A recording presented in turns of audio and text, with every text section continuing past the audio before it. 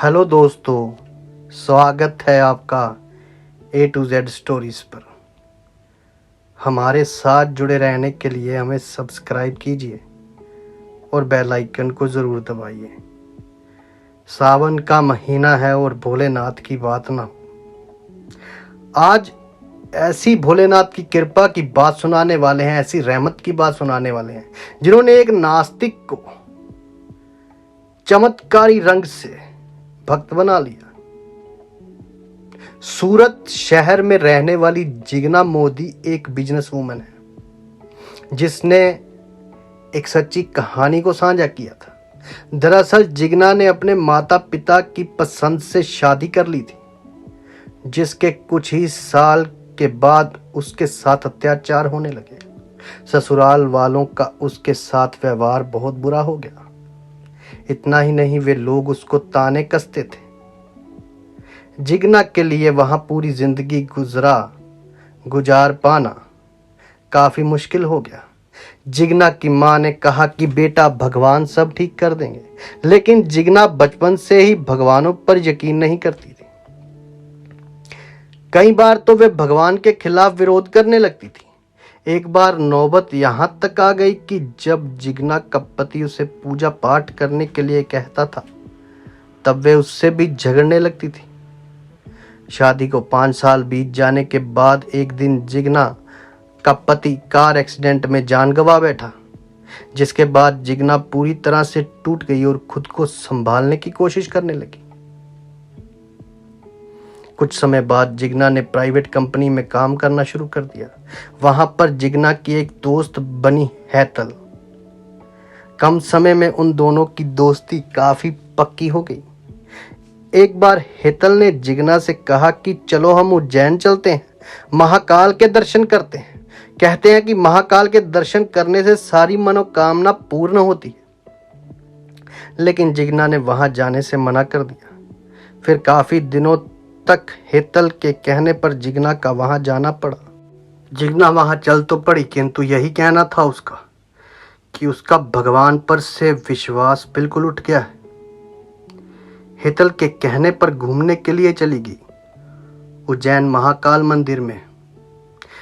जब उज्जैन महाकाल मंदिर में पहुंचे तो पहुंचने के बाद हेतल और जिगना मंदिर के अंदर पहुंच गई। मंदिर से पूजा करने के बाद जब जिगना हेतल कहीं पर घूमने के लिए निकली तो जिगना का बहुत बुरा एक्सीडेंट हुआ। समय रहते हेतल जिगना को अस्पताल लेकर पहुंची।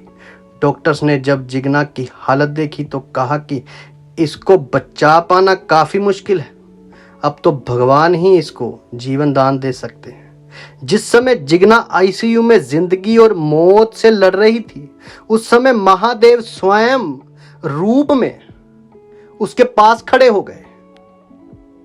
जिगना ने कहा कि क्या आप सच में भगवान हो या फिर कोई इंसान हो? फिर महादेव ने मुस्कुराते हुए कहा, बेटी, तुमने तो मुझे कभी भगवान माना ही नहीं, लेकिन तुम तो मेरी ही बेटी हो। भोलेनाथ की ये बात सुनकर जिगना काफी बुरी तरह से रोने लगी और कहा, मुझे माफ कर दो भगवान, मुझे लगता था कि आप इस दुनिया में हो ही नहीं। तब महादेव ने कहा कि मैं कण कण में वास करता हूं, बस बात है नजरिए की।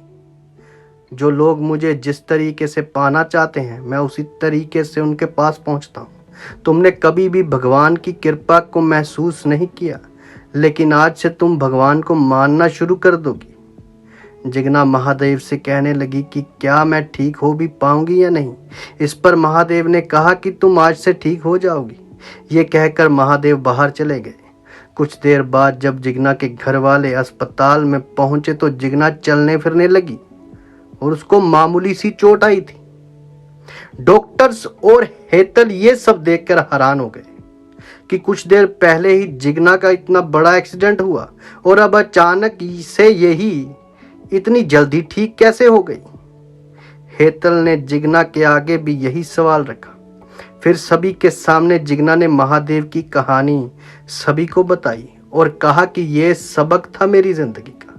महादेव की इतनी कृपा होने के बावजूद भी मैं कभी उनकी शक्तियों को नहीं समझ पाई। जिगना में इतना बड़ा बदलाव देखकर जिगना के घर वाले हैरान रह गए। और जिगना से बिना सवाल जवाब किए उसको घर ले आए। जब से ही जिगना हर रोज महादेव के मंदिर में जाती, वे पूजा पाठ करके ही भोजन खाती है।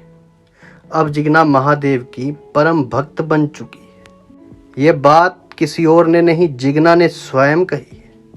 यदि आपको ये कहानियाँ महादेव का गुणगान अच्छा लगता है तो हमें सब्सक्राइब कीजिए, बेल आइकन को ज़रूर दबाइए। कमेंट बहुमूल्य है दोस्तों। आप सबके भीतर बसे उस परमात्मा को मेरा प्रणाम। आप सबका धन्यवाद।